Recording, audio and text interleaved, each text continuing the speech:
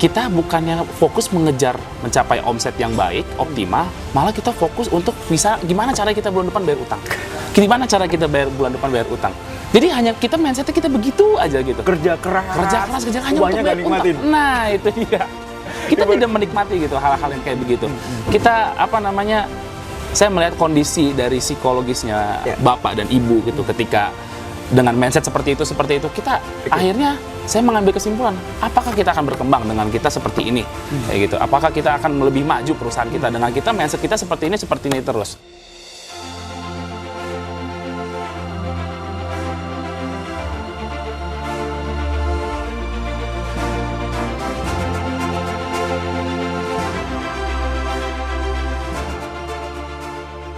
Bismillahirrahmanirrahim. Assalamualaikum warahmatullahi wabarakatuh. Alhamdulillah, di kesempatan yang sangat luar biasa, saya senang sekali. Kenapa?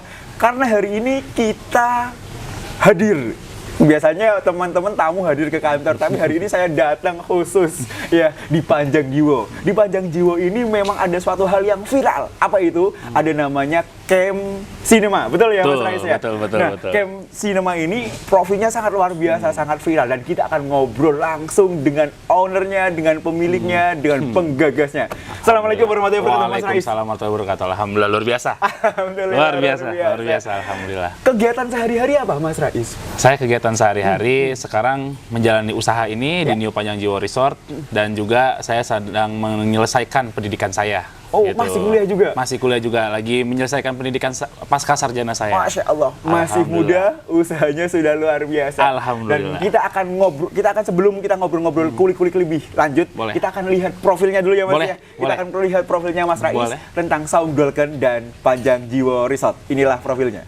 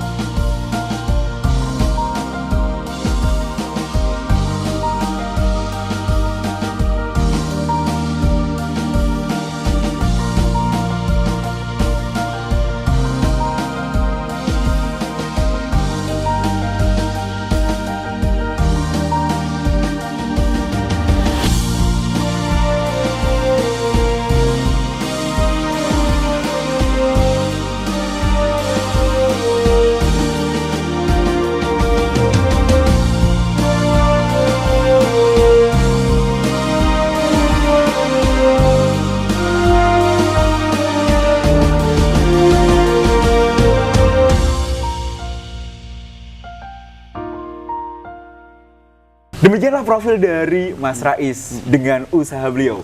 Dan usut punya usut, sebenarnya Mas Rais dan keluarga sebenarnya punya hutang ya, betul ya Mas Rais ya? Cukup dan besar, insya Allah semoga kita doakan bersama hutang beliau yang miliaran, puluhan miliar.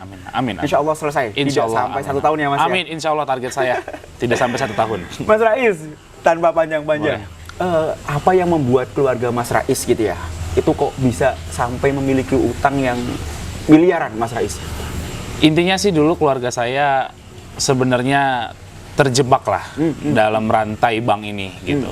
Saya pun pribadi di luar apapun hal-hal yang berkaitan dengan dunia lah. Siap. Gitu. Saya berpikir gitu. Jadi setelah saya tahu ketika keputusan orang tua saya untuk mengambil Panjang Jiwo ini, Siap.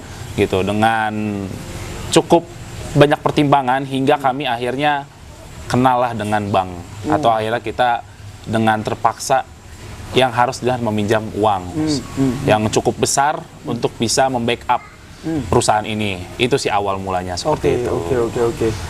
Kalau boleh tahu jumlahnya, Mas, dalam tanda kutip kita pingin, bukan dalam rangka riya ya, Mas, ya, tapi Iya, dalam betul, rangka betul. ibroh. Insya Allah teman-teman dari Aceh sampai Papua mendoakan. Semoga Insya Allah, amin. segera prosesnya cepat Amin, selesai amin, gitu ya. amin. Monggo, Mas Rais.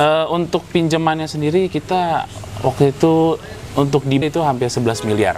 Oke. Di bank 11 miliar, lalu ada pinjaman juga di beberapa bank-bank lain, abang-abang lain, itu ada sekitar 2,5 miliar, ada juga yang 2 miliar, dan pokoknya total keseluruhan itu dari bank itu sekitar 20 miliar. 20 miliar. 20 miliar. Masya Allah, total semuanya Total ya? keseluruhan itu. Baik. Apa yang dilakukan sekarang dalam rangka proses penyelesaian itu, Mas Rais? Kita sekarang untuk penyelesaiannya sendiri, yang pertama, alhamdulillah kita sudah berkunjung ke ke bank ini untuk kita bicarakan baik-baik gitu.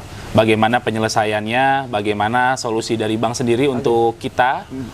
Dan alhamdulillah sih gitu. Kita berdoa juga pada Allah gitu ya, dengan semua usaha kita, bank akhirnya memberikan restrukturisasi lagi gitu kepada kami dan mempermudah semua urusan kami, dan dia juga tidak yang dalam tanda kutip memaksa atau dia tidak ada sampai yang turun dekolektor dan segala macamnya seperti itu. Dengan Jadi baik-baik dengan baik-baik kita sendiri turun gitu. Seperti itu. Alhamdulillah banget, Mas. Mas Rais sama Ya. keluarga ya. Ya.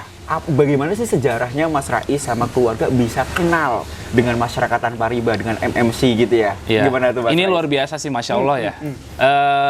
Awalnya sih dari ibu saya. Oke. Itu dari ibu saya. Jadi ibu saya ini dari rekannya Siap. diajaklah untuk bergabung di masyarakat tanpa riba. Kayak gitu.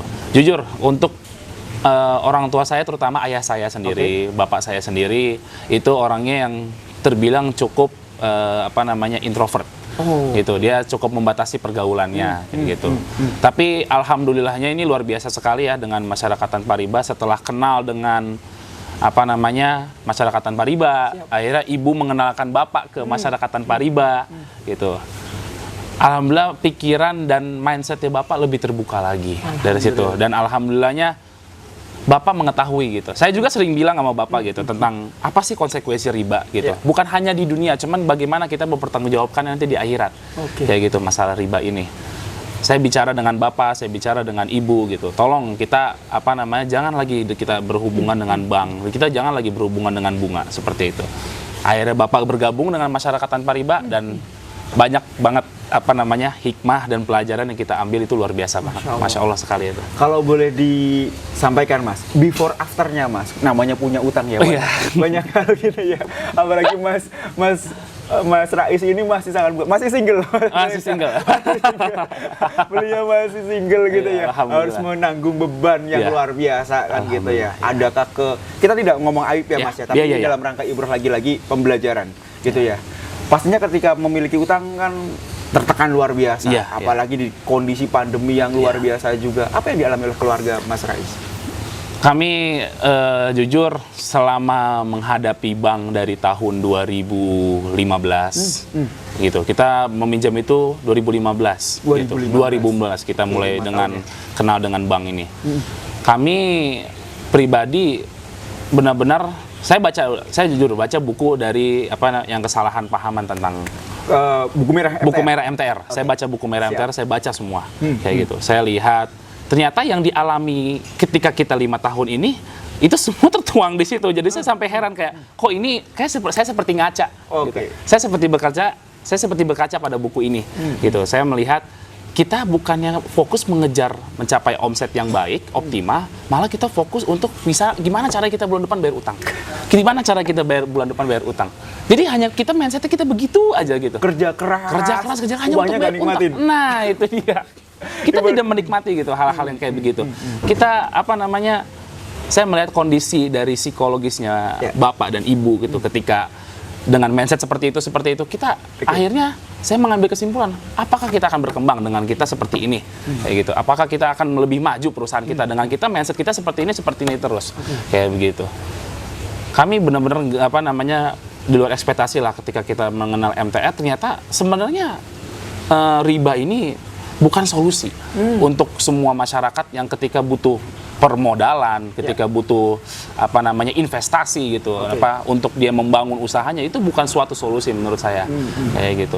Tapi ketika saya kenal dengan masyarakat tanpa riba, alhamdulillah kemarin juga saya baru mengikuti seminar kegiatannya baru saya mengikuti gitu. Itu luar biasa sih ya. Saya maksudnya apa yang saya kerjakan selama ini, kalau saya hanya mengerjakan fokus kepada seperti itu, maksudnya kita hanya memfokuskan diri kita pada hutang saja. Ya kita kapan mau berkembang? Kapan kita mau mengekspansikan bisnis kita? Kapan kita mau ekspansikan perusahaan kita? Hutang aja udah kita pikirin. Seperti itu. Baik. Setelah kemarin ikut acaranya apa? Setelah acara itu bisnis untung, bisnis berkah. Boleh dibagi apa sih yang didapat oleh Mas Rais ketika mengikuti kegiatan saya jujur itu apalagi membahas tentang ini ya, bagaimana orang yang dibalik kesuksesan saya gitu. Itu kan sempat dibahas kemarin. Siap. Itu berkat acara itu saya jujur, saya pertama kalinya saya mencium kaki ibu saya di situ. Itu luar biasa. Saya mencium kaki ibu saya pertama kali di situ. Saya benar-benar merasa diri saya ini bukan manusia yang sempurna. Di situ saya merasa hidup saya ini kadang saya hanya fokus bekerja sampai saya tidak tahu gitu arah tujuan hidup saya itu, mimpi saya itu kemana kayak gitu. Akhirnya dibahas lah di seminar kemarin tentang bagaimana cara kita mencapai goals kita, membuat mimpi kita gitu. Dan kita belajar di situ bagaimana cara kita bersikap atau bagaimana cara kita menghadapi sesuatu yang ini tuh tantangannya berat gitu. Tapi sebenarnya jangan sampai dibawa pusing lah kayak gitu. Intinya saya tangkap di situ dan saya alhamdulillah merealisasikannya sekarang hati lebih tenang setelah itu. Luar biasa itu. Masya Allah. Itu luar biasa sekali. Setelah ikut acara dan memang terpompa luar biasa. Iya, luar biasa. Yang kita akan ngobrol lebih dekat tentang yang sedang viral. Iya, boleh. Dan insya Allah dengan adanya program-program yang luar biasa dari Panjang Jiwo ini insya Allah kita doain bersama. Amin. Nggak sampai 1 tahun, Nas. Amin, insya Allah. 20 miliar selesai ya. Insya Allah, amin. Sebelum setahun, amin. Semoga beres. Programnya sangat viral, Mas, di Panjang Jiwo ini. Karena ini konsepnya adalah restoran sebenarnya atau ini penginapan? Basicnya restoran, basicnya juga penginapan biasa basicnya gitu. Kita emang destinasi wisata yang lebih menjual itu adalah pemancingannya sendiri. Kayak gitu. Pemancingan sendiri. Dan tamu kita tuh alhamdulillah bukan hanya dari Bogor saja, hampir dari seluruh Indonesia. Seluruh Indonesia yang datang. Karena saya setiap kali datang berkunjung ke sini, saya itu menanyakan survei ke beberapa tamu. Bapaknya dari mana, ibunya dari mana gitu. Jadi dari berbagai daerah pun alhamdulillah gitu, brandingnya Panjang Jiwo ini udah bisa di mana-mana. Allahu Akbar, luar biasa sekali. Gitu, Masya Allah. Iya. Dan kabarnya hari ini sampai 1000 mobil. Alhamdulillah. Itu luar biasa. Saudara semuanya, pemirsa semuanya, hari ini Panjang Jiwo tamunya sampai 1000 mobil. Artinya walaupun tetap harus menjaga protokol kesehatan, betul. Harus tetap menjaga kenyamanan. Betul, untuk kenyamanan mereka, untuk kesehatan mereka juga. Gitu. Mas, berarti memang tidak terdampak sama sekali ya soal bisnisnya berarti ya dengan adanya untuk pemasukan income-nya? Untuk income-nya sini kita sempat mengalami penurunan lah, gitu. Penurunan yang cukup pesat gitu. Tapi kami mencoba bangkit, kami mencoba membuat konsep baru, kita mencoba membuat inovasi baru, kreativitas baru, apa yang bisa kita jual ketika kita di pandemi begini. Salah satunya yang saya launchingkan adalah camping cinema ini. Camping cinema, itu yang mau saya. Boleh. Apa yang menarik dari camping cinema, Mas? Kita lihat kalau bioskop sekarang ini kan masih banyak yang belum beroperasi, kayak gitu. Banyak orang-orang yang sudah merindukan suasana menonton, banyak yang merindukan suasana yang apa namanya, ingin keluar rumah lah, sentak pasti semua orang. Kayak gitu.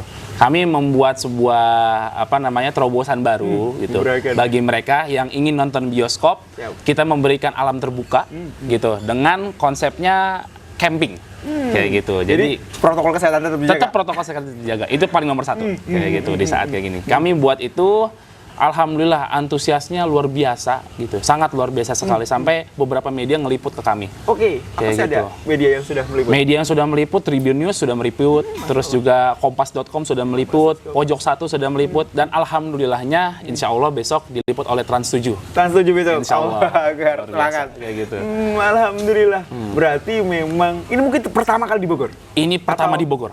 Oke. Setelah saya survei ini pertama yang di Bogor. Yang pertama di Bogor. Antusias masyarakat itu apa sih Mas yang mereka? Mereka sampai di sosial media kami banyak yang bertanya, ini konsepnya apa ya? Kok ini apa namanya? Berapa harga tiketnya ya? Kok ini apa namanya? Sampai komen-komennya, ayo kita kesini yuk, ayo kita kesini yuk. Jadi akhirnya ketika kita membuat camping cinema ini bukan hanya untuk efek ke camping cinema aja, tapi ke semua segmen. Oke. Sampai akhirnya mereka datang makan doang di restoran, mereka mancing, mereka menginap di tempat kami kayak gitu. Jadi kita membuat membuat event ini itu akhirnya membuat semua segmen kita terjual. Masya Allah. Jadi semua area yang kita miliki itu berfungsi dan dalam arti produktif. Baik, berimbas dari satu Berimbas sentuhan. dari satu event ini. Oke, satu sentuhan dan semuanya mendapatkan rezeki gitu ya. Betul, alhamdulillah. Kabarnya sampai 3 bulan atau 4 bulan semua tiket habis ludes. Sudah full, sudah sold out semua. Sampai tanggal 31 sudah sold out. Sampai tanggal 31. Itu boleh tahu bocorannya harga tiketnya berapa, Mas? Harga tiketnya kita 65.000. 65.000. 65.000 sudah ikut dengan snack dengan tenda. Wih. Nah, kita kasih harga yang terbaik lah pokoknya gitu.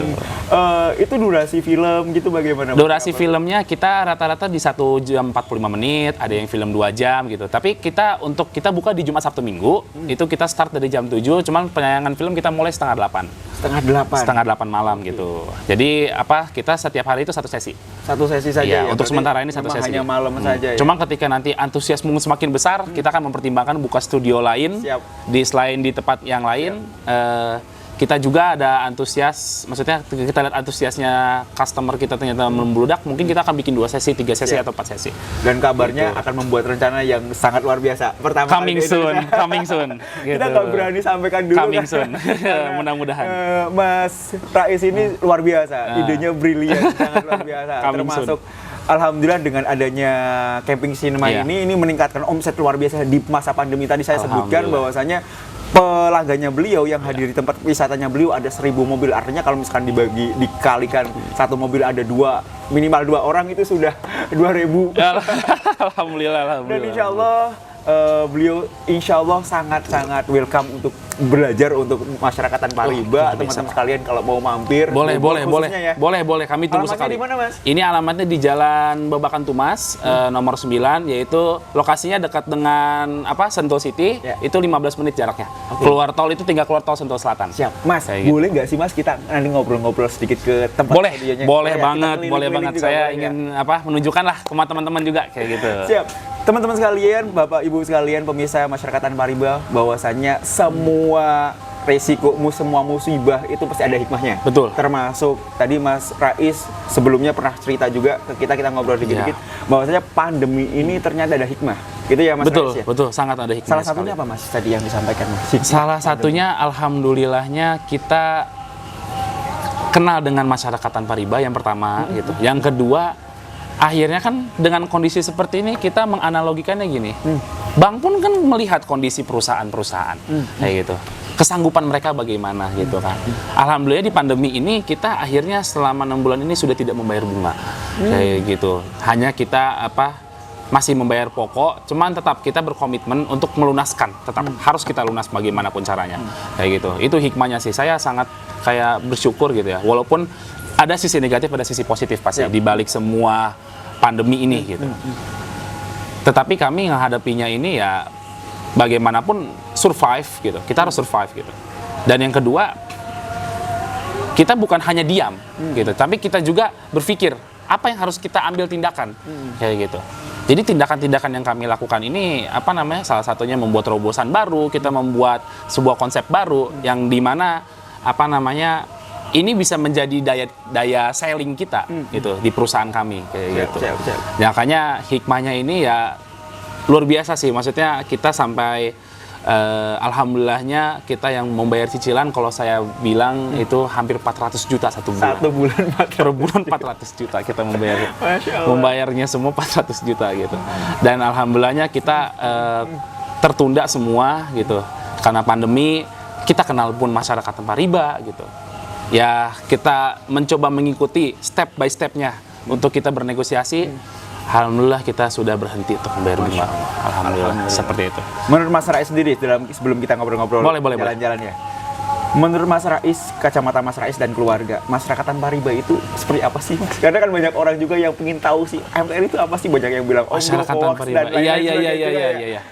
Banyak beberapa teman saya yang bilang MTR itu apa sih gitu. MTR itu seperti apa sih gitu. Maksudnya mereka menjual konsep apa sih ke peserta-pesertanya gitu.